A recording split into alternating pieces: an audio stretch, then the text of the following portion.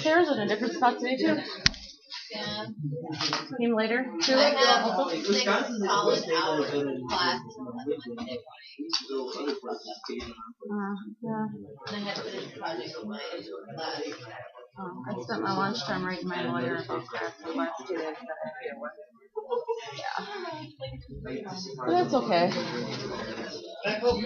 Every day's a new day, right? Like so much for studying. Tonight? Yeah, I gotta meet with my son right after school. Because it's an hour drive there. So by the time I get done here and get there, I'll be there after their school gets done. So I gotta meet with her about a situation that happened the other day. So. Alright, it's the 8th.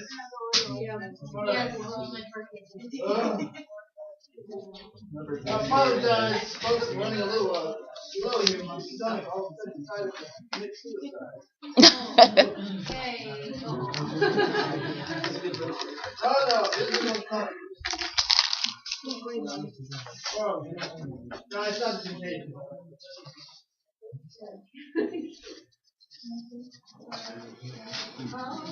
Hopefully the lights will be okay right here. Okay, let me see here. Oh, great. And the light.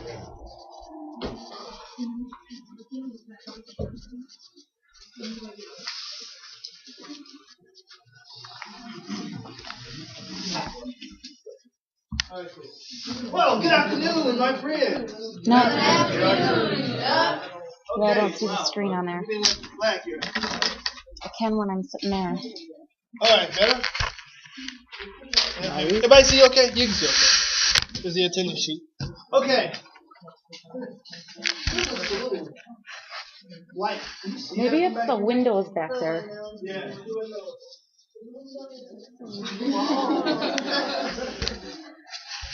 Okay. Better? No, I need to grab another window.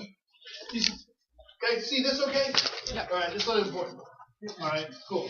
Okay, so when we left off on Monday, just talked about peroxisomes. And after I finished, I dismissed you and everything. And Heather reminded me that I didn't bottom line what you need to know, right? I just sort of told you everything here. Okay, so the situation is, what I want you to know is that peroxisomes use oxygen to destroy free radicals and other toxins. And that the end result is the production of water and oxygen. Right? That's the bottom line. Okay? Peroxisomes are very important organelles that destroy free radicals, toxins that are produced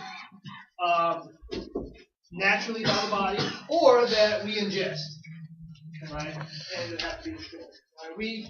You may not think of this, but when you consume food, water, there are very small amounts of potentially toxic substances, right? But they don't cause problems they don't cause toxic effects in us because we have mechanisms. We have liver enzymes. Our cells have specific enzymes enclosed in peroxisomes, smooth endoplasmic reticulum, that break down these products, right, and protect our cells, tissues, organs. Okay? So is that why we shouldn't be so worried about mercury in fish? Well, no. No. Because all fish has mercury. Right, but it's there's a old saying is it's the dose that makes the poison. Right? Everything is toxic at a certain level. Right? You can eat so much of all kinds of different potentially hazardous or toxic substances because you have systems inside your body that break those things down. Right? I mean, if your liver didn't metabolize and break down all the different chemicals that it does, right? You wouldn't be able to take aspirin or ibuprofen or all the other drugs that we take, right? Because they kill the bacteria and stuff, but they also would do damage to us as well, right? So there are a lot of things that go on behind the scenes, like your liver destroys all kinds of toxins and stuff, right? That your body produces just by natural process of metabolism, and also that we consume. All right. No, I am not telling you. Oh, it's okay. Eat that mercury in that fish. Right? No. What I'm saying is that probably the mercury in that fish, you have to have an even lower level that you can consume if you didn't have mechanisms in your body to destroy and handle those toxins. There's no way, right? You can get away from them. They're very, very small levels, but they are in the air we breathe, the food we eat, the water we drink. Okay? Okay, all right, so let's talk now about the cytoskeleton, right? That lowly organelle that I told you don't forget about in the lab, right? Some of you decided to forget about it anyway, right? So the cytoskeleton is the bones and the muscles of the cell, right? It determines the shape of the cell, it provides the structural integrity of the cell. If the cell can move, it enables movement. It also allows substances inside the cell, which we're going to talk about a little later today, to move around as well. All right, so the cytoskeleton is very important. So the cytoskeleton is composed of 3 different types of fibrous proteins, and they are classified by their size. The microfilaments are the smallest. They're involved in cell movement or motility.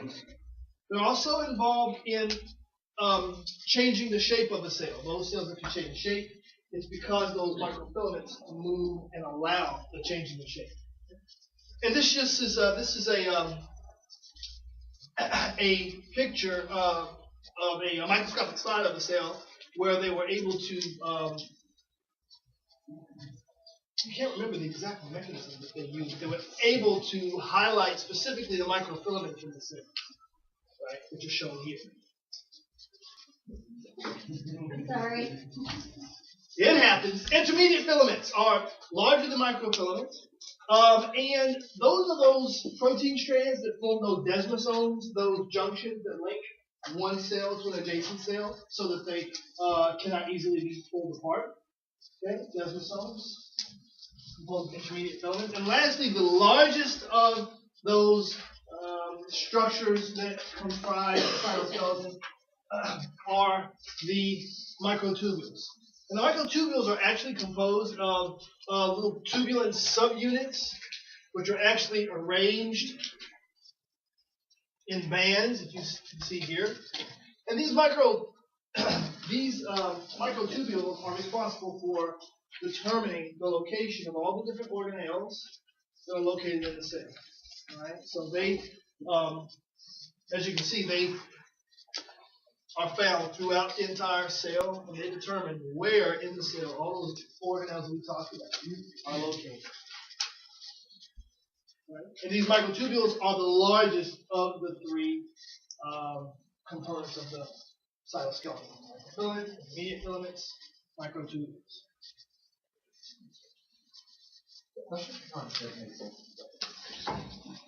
Okay, this is just a picture of the plasma membrane and a portion of the cytoskeleton. The cytoskeleton is anchored to the plasma membrane at the proteins. Right, the site of anchoring, I guess I should say, of the cytoskeleton to the plasma membrane are at these proteins.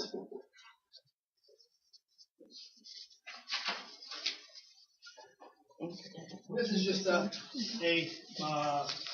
picture I found on the internet that shows the distribution of the different components of the cytoskeleton. Right? You can see that the intermediate filaments are spread throughout the interior of the cell, right?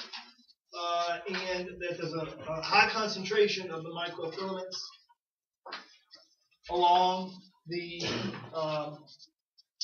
plasma membrane. This, by the way, is a neuron. All right, centrioles. Right? Centrioles are organelles that are made up of microtubules. In fact, they are, I believe, 9. 1, 2, 3, 4, 5, 6, 7, 8, 9. Yes, 9 what are called triplets of microtubules. Centrioles are involved in the formation of flagella in sperm cells, the formation of cilia in ciliated cells, like the ciliated pseudostratified colony of epithelial cells. They also are responsible for the formation of mitotic spindle during mitosis.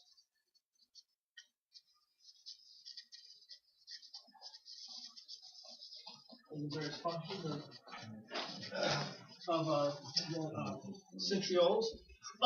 And since we're talking about these, the formation of cilia by centrioles, let's talk a little more about different specializations or cellular projections. All right. So cilia, which are produced by the centrioles, are little extensions from the plasma membrane, and their function is to move substances across the surface of the cell.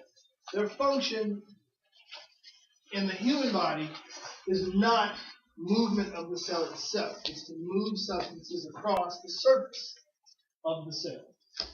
In our trachea, for example, lining the lumen of the trachea, so if this is the lumen of the trachea here, we have a layer of mucus. It's a mucous membrane because it has mucus lining it.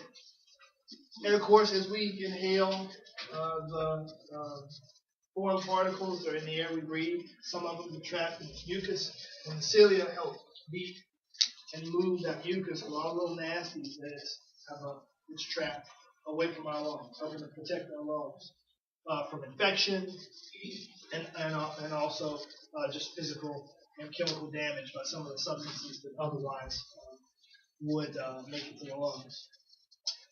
So other places where we have cilia, you have ciliated cells in the cranial cavity and also the spinal cavity, circulating cerebral spinal fluid, and also in the uterine tubes. That's the tube that connects the ovary to the uterus. After ovulation, that ovulated ovum must make it to the uterus, and in order to make that journey, the uterine tubes are lined with ciliated cells, which help move that egg along. Flagella, the only flagellated cells, human cells, are sperm cells, male gametes in the human body. Yes, sir. How does the cilia know what to do, and what tells them, oh, this is the egg, and we need to do it that way? Well, the cilia beat one way and one way only, Okay. right? It has to do how they're structured. They sort of, I got to think of that. They're not always moving, and when it comes by, they have what's called the power. They have a power stroke, and then I can't remember what the other is called. But basically, they're sort of straight and they go one way, and then they bend when they recover. Mm-hmm. Yeah. Right? And so it moves only in one direction. And it has to do with with the way the protein is structured.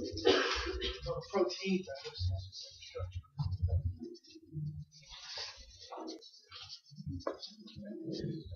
Okay. Again, I just want to highlight, we basically covered the anatomy of the cell. I want to highlight that cells are very diverse in the human body.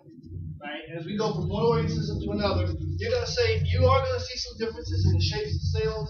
You're going to see differences in some of the structures of the individual organelles, as they have slightly different specializations as we go from one cell to another. Right? This is just an example of some different cells. You've got a sperm cell, you've got some red blood cells, you've got the star-shaped neurons. Right? Very different structurally, but at the same time, they all have some similarities. They all have nuclei. The red blood cells had a nucleus at one point. Right? They all have membranes, they all have mitochondria, etc. For the most part.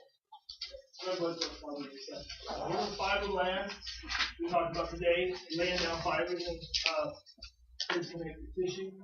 Okay, with the skeletal muscle cell, multinucleated, and here it's going to have mitochondria, Golgi apparatus, peroxisomes, all the full complement of organelles that we talked about. Okay. Oh, I should show you this one. You've got fat cells, right? Many of you have had some difficulty, as I did, distinguishing between adipose tissue and lung tissue. And one of the things I called to your attention was that the fat cells or adipocytes, their cytoplasm is completely filled with lipid, and the little nucleus is pushed to one side. And sometimes they, if you look at it, sort of resembles a ring. Right? Sometimes the adipocytes are called signet ring cells for that reason. Let's look at this macrophage. Anyone know what the macrophage does? Other than, okay, yeah, spice disease, right? That's shown. Specifically, anyone know how it does it? Phagocytosis, all right? Anybody know what phagocytosis is? Could you expand on that a bit, sir? Phagocytosis, one cell basically devours another, breaks it down to nutrient, or just breaks it down. Right. It's like the macrophage acts like the blob.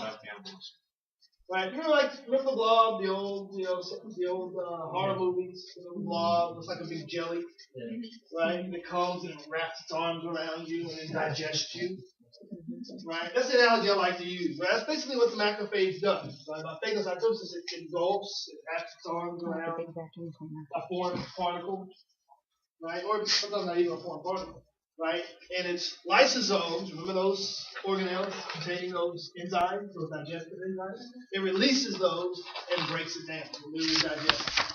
These macrophages wander around the body, gobbling up foreign bodies, right? Bacteria, dead cells, etc. Okay, so for the most part, we have covered the cell anatomy. Now I want to go talk more about the physiology of what occurs in the cell. Now, remember that when you think about the cell, right, it's mainly water. Right? It's mainly water. So to understand how processes occur inside the cell, you need to have a basic understanding about how molecules behave in a solution. So we're going to talk a little bit about that. Then we're going to talk about how substances move into and out of the cell, crossing the plasma membrane. Okay? All right, let's talk a little bit about solutions first and foremost. So the solution is a homogeneous mixture composed of two or more components. All right, so everybody knows what a solution is, right? So everyone can put that into their own words. What does homogeneous mean? Homogeneous mixture. No. The same throughout. Very good. Cody? Right. Hold up your vitamin, whatever that is. All right? Okay? That's got water in it, and it's got probably about 20 or 30 other things, right? But you can't tell them apart, right? They're all mixed in there equally, right? It's a nice homogeneous mixture, right? You can't tell the water from the... What the hell is in there? A bunch of chemicals. Right? For all the other stuff that's in there. Right? It's homogeneous, right? The same thing with a Sprite or Coke, right? Everything you can't, it's the same throughout. All right? Yes, ma'am. But only refer to things that are in liquid form. No. It could be you can have a gas dissolved, right? Like soda. There's just carbonated water, so there's carbon dioxide bubble through. So it's not only solid. It actually could be a liquid also. Or liquid solid. Right? You can have liquids mixed with one another. No, I mean like if you have a solution of powder, that's still called a solution. It's solid. Or does it have to be in a liquid form? You have to have a solvent, which is dissolving medium. So the solvent has to be liquid. Right. Good question. If the solvent, which is the dissolving medium, has to be liquid, right? So in the example of the vitamin zero water, whatever that's called, right? The solvent is water, right? Milk, the solvent is water. Coca-Cola, the solvent is water. Okay? The solutes are the smaller quantities that are dissolved in it, right? Like the Coke, that's what I'm most familiar with. The carbon dioxide, the caramel color, the high fructose corn syrup, right? The whatever else they put in there. All of those are the solutes. Okay, that's what's being dissolved. Well, the water, the intracellular fluid, the fluid inside your cells, are basically solutions where water is dissolved and other things are dissolved in it. That is the case with neoplasm as well as the cytosol.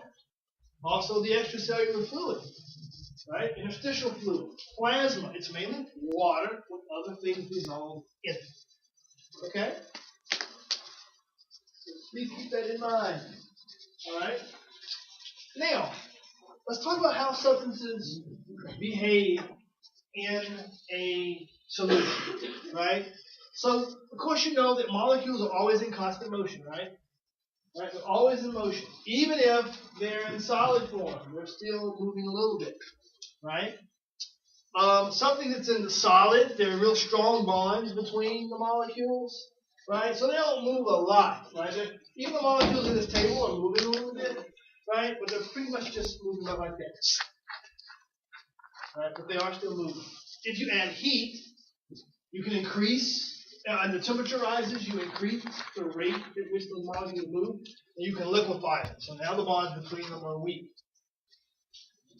If you add more heat, right, you can possibly convert them to a gas. And if they convert to a gas, those bonds are completely broken, and they move out in all kinds of directions.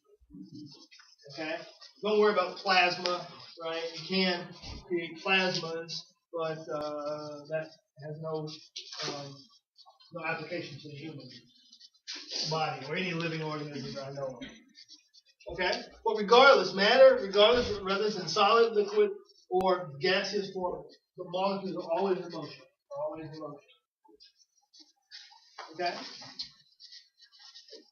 And it's necessary to understand how molecules will naturally move from an area of high concentration to an area of low concentration. All right? Of course, you know, if you have a beaker of water and you drop something in it, like a cube of sugar or food coloring or salt or whatever, Alka-Seltzer Plus, right? Whatever. Over time, it's going to spread out evenly. Right? You're going to have something that looks like this. It's purple food color. Right? You drop a little sugar in, you know eventually you're going to come back, the sugar's all going to be dissolved, right? And you'll taste the water and it's sweet. You know it's there. You just can't see it. It's nice homogeneous mixture. Okay? Well, solutes will naturally move from an area of high concentration to an area of low concentration, as shown here. And this is because the molecules are constantly in motion. And as they're in motion, they're running into one another. And if they run into one another, right, they rebound and go off in another direction. Right? Well, over time, from doing that, they're just going to naturally move from an area of high concentration to an area of low concentration. And eventually they're going to spread out even. Right? We all came together and bundled in the middle of this classroom. And I said, okay, move forward until you hit someone, and then turn around and go the opposite way. Eventually, we would spread out somewhat evenly throughout the room. Right? The same thing happens when you're playing pool and you break, right? If it wasn't for pockets, of course, right? Those balls will spread out somewhat evenly. All right. So molecules naturally diffuse from the area of high concentration to the area of low concentration. Right? This is true of liquids. This is true of solids. This is true of gases. Okay?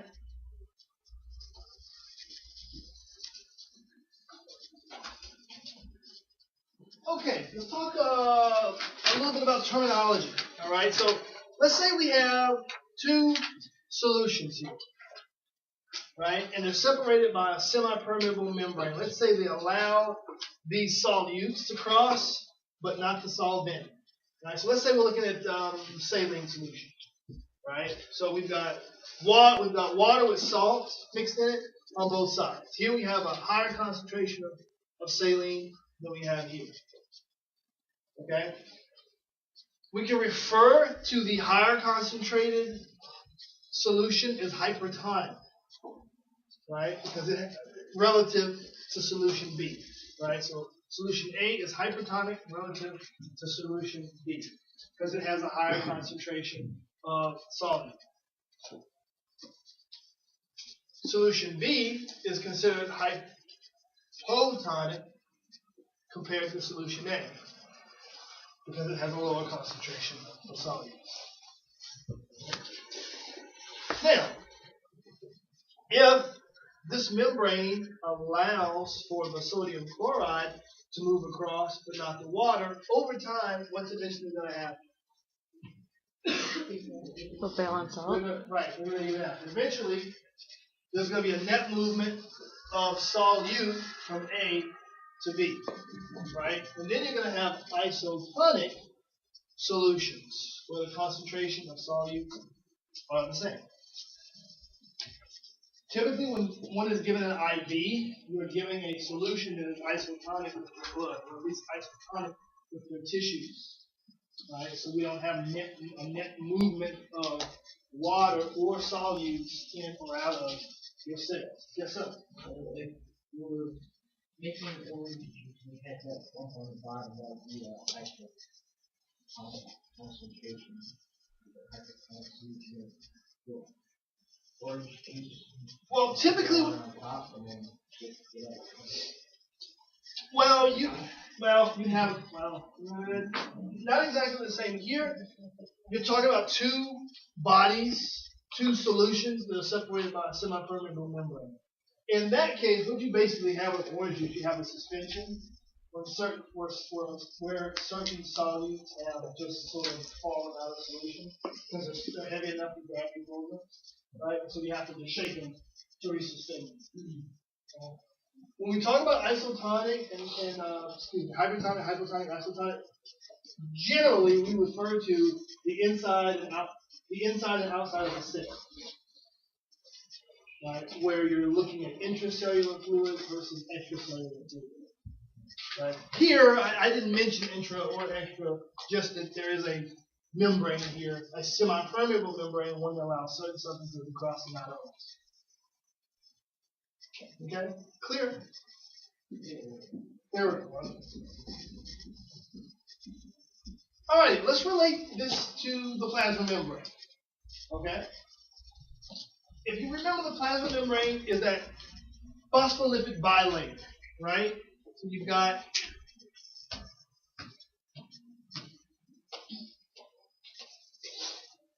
used to have a nice video showing this. All of a sudden, the file got corrupted, and it don't work no more.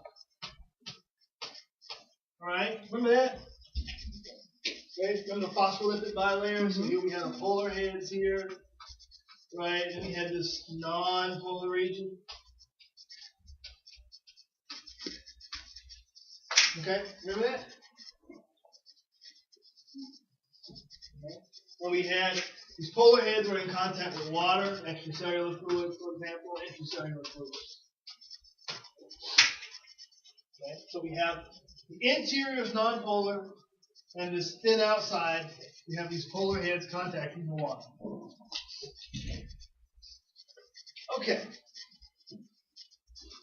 Because the interior of the plasma membrane is non-polar, it will tend to allow non-polar substances to diffuse across the plasma membrane. That is, they can just go from area high concentration to area low concentration right across the membrane, unaided. Okay? Give me an example of non-polar molecules. When I say non-polar, what am I talking about? Talking about what? Water's polar. Okay, it doesn't like water, right? But I'm talking about non-polar. What kind of molecules are non-polar? Lipids, right? So lipids can diffuse right across the plasma membrane, in or out. If there's a higher concentration outside the cell than inside the cell, it's going to move in. If there's a higher concentration inside the cell than outside the cell, it's going to move out. Right? Lipids got it like that. Right? Because of the interior of the plasma membrane is composed of basically lipids. So it allows lipids to move through, in and out. Okay? The plasma membrane, for the most part, however, excludes charged particles. So it does not allow ions, sugars, amino acids to simply diffuse across. Right? They have to have other meanings. They can't just diffuse across. Okay? And again, that's because of the hydrophobic tables. They allow substances like themselves, lipids, to cross, just diffuse in or out, but not charged substances.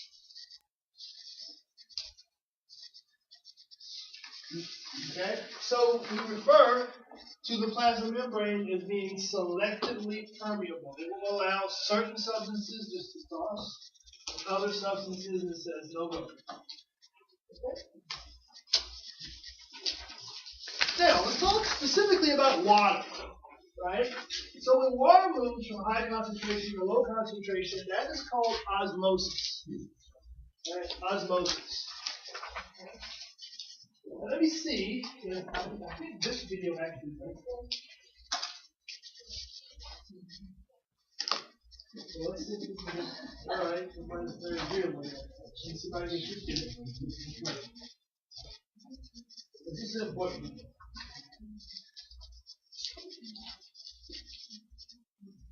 All right, it's a little slow, but I think it's going to do it.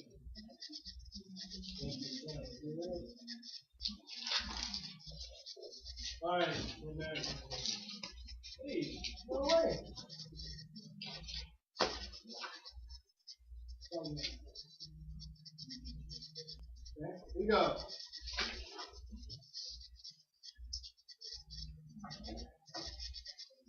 This membrane separates pure water on the left from a solution of sucrose and water on the right. The membrane is semi-permeable. Water can cross it, but sucrose is too large for the membrane's pores.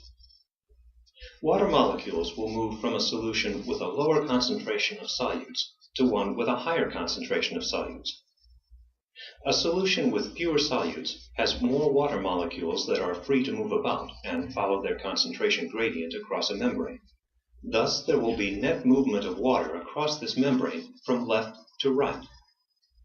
This diffusion of water across a membrane is called osmosis. Osmosis is of great importance in the water balance of all cells. Okay, so here we have this membrane, right? It's semi-permeable. In this case, it allows water to cross, but not anything else, we'll say. So we've got pure water here on the left, right? And you've got,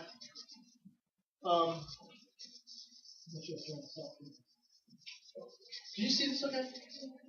No? What's my saying? Say something. Oh. Oh no, we really can't see. Now you really can't see. Okay. There we go. All right. I like my students to be in the dark. Okay. So here we have two solutions. Oh, well, we have pure water here on the left, right? Here we have water with sucrose here on the right. We've got a semi-permeable membrane in between. That semi-permeable membrane allows water to move, but not the sucrose. So what's going to happen over time is water is going to move from high water, low solute concentration to low water, high sucrose concentration. That process is called osmosis. Okay? Water moving down its concentration gradient. Okay? Another example of osmosis, right? Now, back home in North Carolina, we have huge slugs. Right here, you have little itty bitty things. We got big ones like that. Right? And I learned life sciences back in 7th grade about osmosis, right? And so, and I'm not particularly proud about this, but this is what I used to do. You're a boy, you like to kill things. Right? You can take salt, right, and put it on the slugs, and it causes all the water inside the slugs to come rushing outside. Right? Because their skin is very porous. That's why they only come out at night so they don't dehydrate. Right? You pour salt on them. Now all of a sudden you have this high hypertonic concentration outside the slug compared to the inside. And so all the water rushes out and then they're dehydrating and die. Right? Yes, I killed a mini slug when I was a kid. Right? If slugs go to heaven, if slugs run to heaven, I'm in trouble. They'll come and fuck all the energy out of you. It's relatively quick, I suppose. It's a long time ago. I mean, I haven't done that since I was a kid. You know, I can't remember. But yeah, I mean, it's immediate in terms of their reaction. Yes. Yeah, it's immediate. It's also wise to use salt pork and stuff to cure it, right? To keep it from spoiling, right? Because the bacteria, they can't live in an environment with a high concentration of salt, because their water will come basically all the water will run outside of them and other microorganisms. Is that how like the medications work when you need to like remove fluid from the body? You know, if you retain a lot of fluid, is that trying to do some kind of osmosis to remove it from the cell? Possibly, I think. I gotta really think about this here. We talk about diuretics. If the diuretic, if the substance can cause your kidneys to increase movement of sodium from your blood into the urine, then water will come along with it. Right? So, depending on how the diuretic works, if it moves sodium, the water will follow. Right? By osmosis. Yes, ma'am.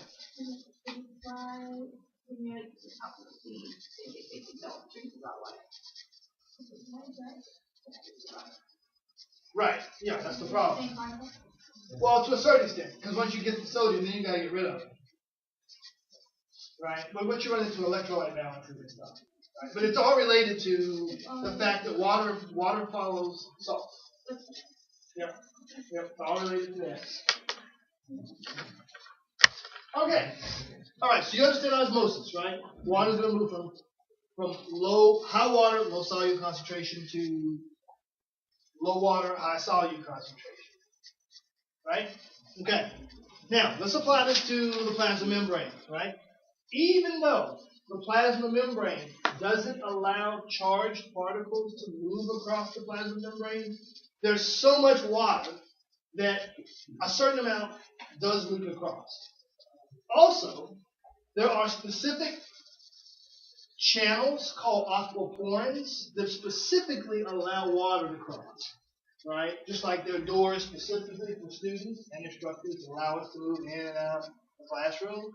On the plasma membrane, there are these pores called aquaporins which allow water to move in and out of the cell. So water can cross the plasma membrane, right? Can cross by osmosis.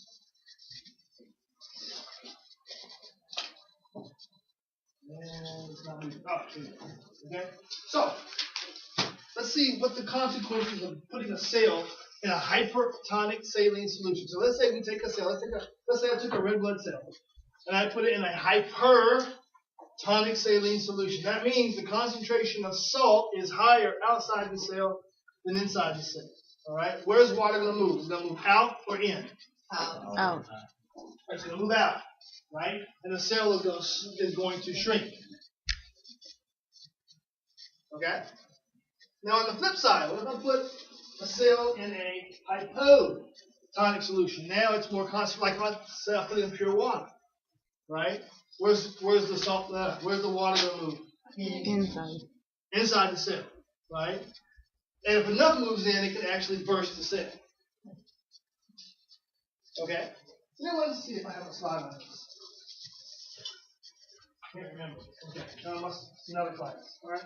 Anyone ever heard of water toxicity? Right? When someone has consumed too much water and it causes them to get sick, possibly die.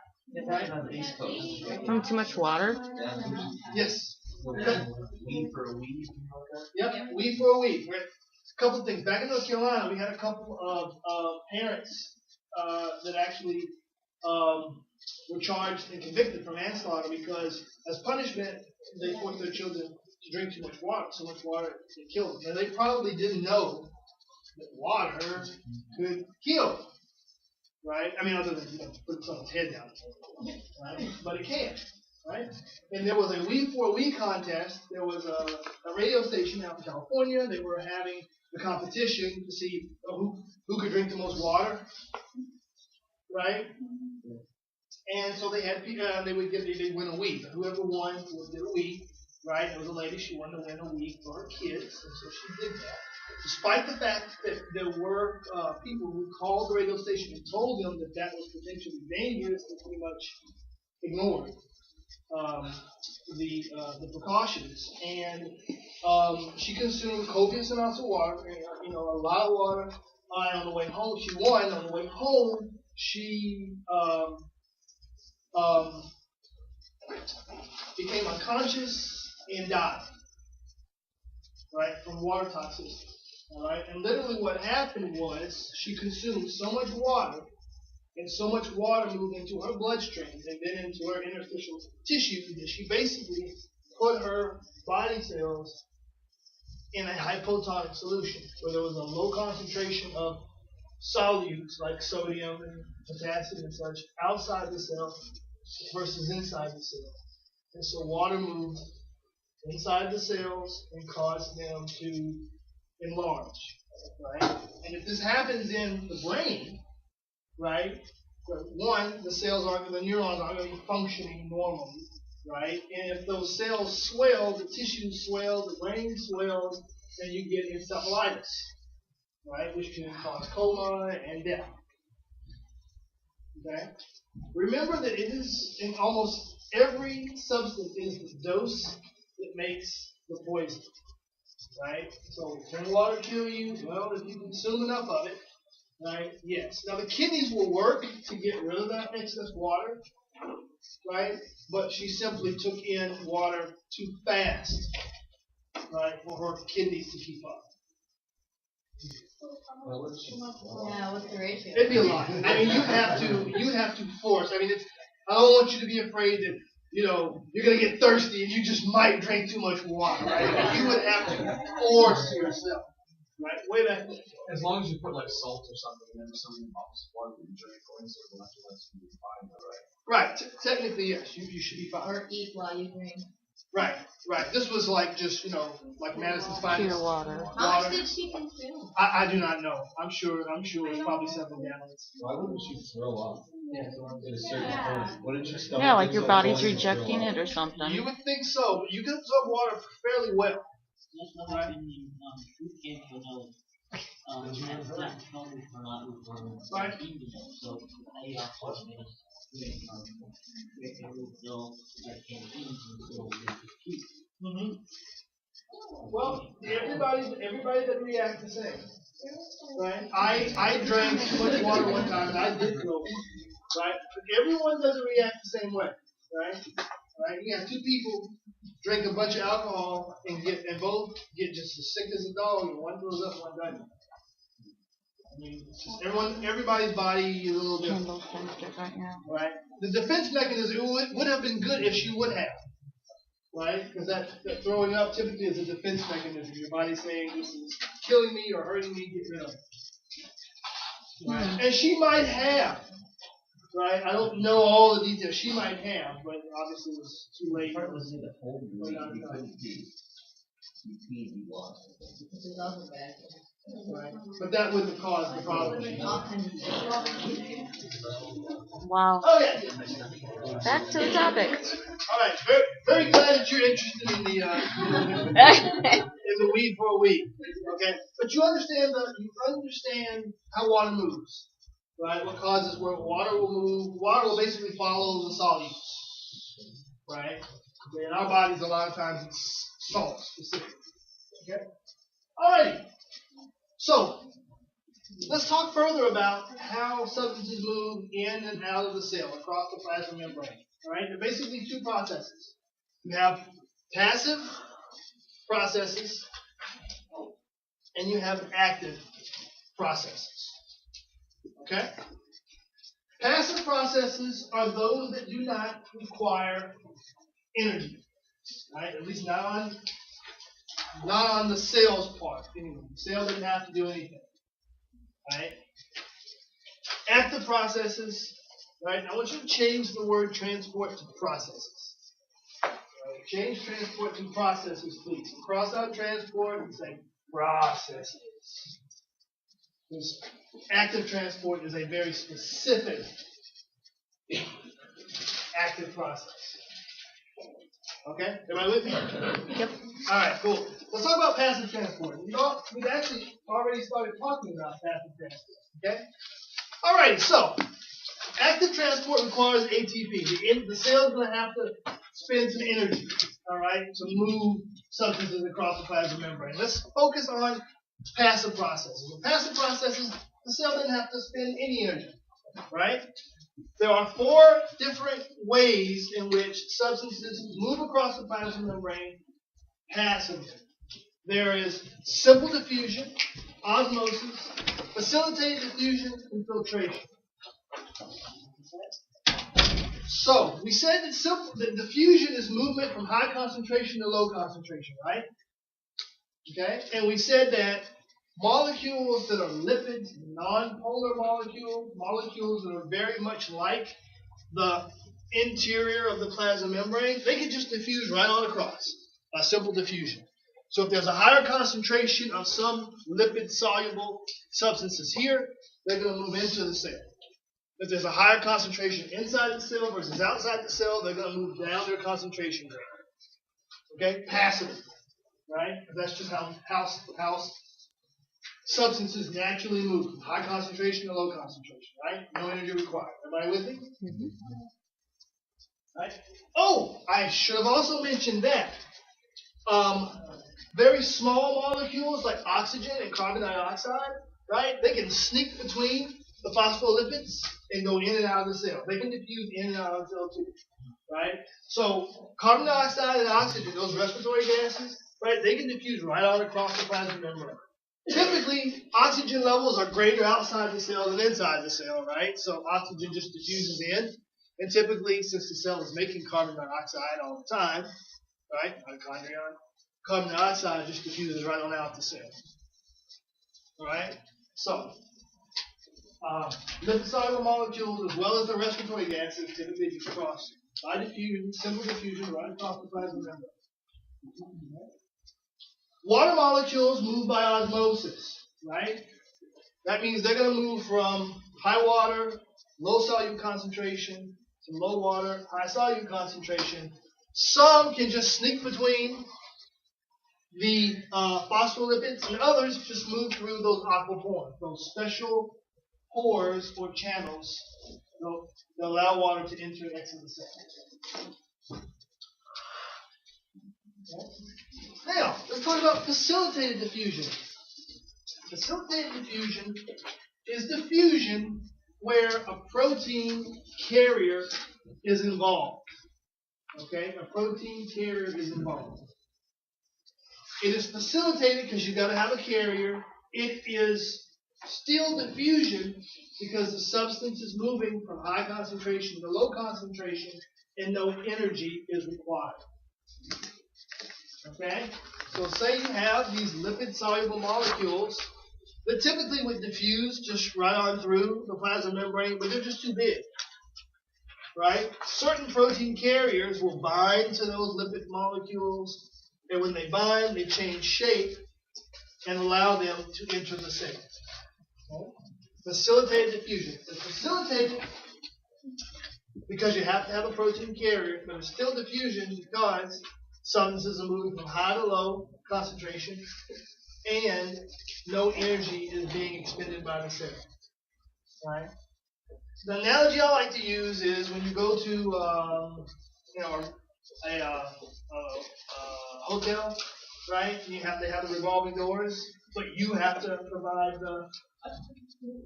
the energy to get through them, right? Not the automatic one, right? A hotel's not using any energy, right? Just your movement is allowing the revolving door to move, right? In the same way, as these molecules are bouncing around, they just hit the protein carrier that allows it, causes it to change shape, and then it comes on in. Okay? Facilitated diffusion. Last process is filtration. Okay? We're only going to run into filtration when we get to the cardiovascular system and the urinary system. But basically, with filtration, substances are moving across a membrane from high pressure to low pressure. Right? So we have the solution and there's a greater pressure on this side of the membrane than this side of the membrane. I'm trying to represent the pressure by these little arrows here, right? So there's higher pressure here than here. So there's going to be net movement of fluid here, okay, as the red arrow shows. All right, this is pretty much what happens if you take, say, a water hose and you poke holes in it, right? There's a higher pressure inside and outside, so the water's going to come out and spray out. Okay, those are the 4 passive processes by which substances move into and out of the cell across the plasma membrane. On Friday, we'll start talking about active. Right? Okay. Thank you very much. Have a wonderful evening.